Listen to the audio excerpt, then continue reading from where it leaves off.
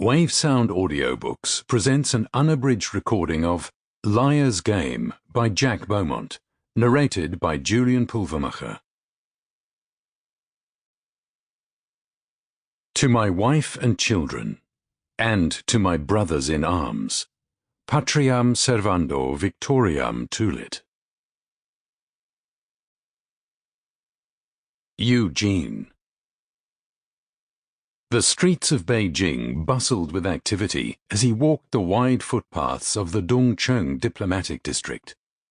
He was gripped with tension, but he'd been planning this moment for weeks, he reminded himself. And now it was time to make his move. Striding briskly along the road between the Israeli and Malaysian embassies, he reached a pedestrian crossing at Liang Ma Chiao Road shortly before midday and paused, collecting himself. He wanted to control his pounding heart and the slight panting that had dried his tongue. He felt the early summer warmth on the shoulders of his black sports coat and looked across 8 lanes of the huge boulevard to where the French embassy's glass towers sat on the corner of an enclosed compound. The pedestrian light turned green. He'd committed to this moment, and now it was time to take action, to do what was right. Standing tall, he stepped onto the crossing with the United Nations of diplomatic staffers who worked in the area, carrying their bags of takeaway food for lunch.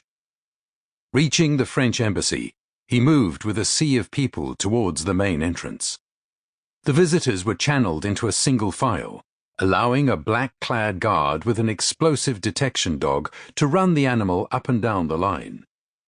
The line then moved into airport-like security gates, a person in front of him being called back to empty his pockets, which revealed a chrome bottle opener keyring.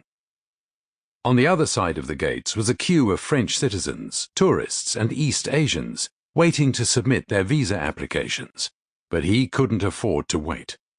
With determination, and acting against all of the strict Korean manners ingrained in him, he skipped the queue and made a beeline for the main guard behind the entry desk. The guard looked up, surprised by the intrusion, but before the guard could speak, he recited in his best English the words he'd rehearsed many times. "I need to see the person in charge of security. It's urgent."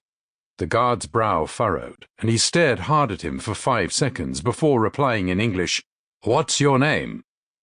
"Kim Eugene," he said, trying to keep the fear from his voice. "Wait here," said the embassy security man, picking up the phone on the counter. Sample complete. Ready to continue?